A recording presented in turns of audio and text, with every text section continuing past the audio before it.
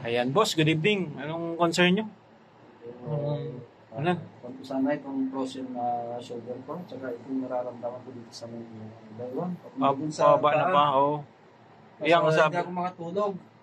Ilang Sa years sakit na? na. Yung balikat, ilang years na? Yung balikat ko, frozen shoulder, mga almost 7 years na. Matataas mo naman.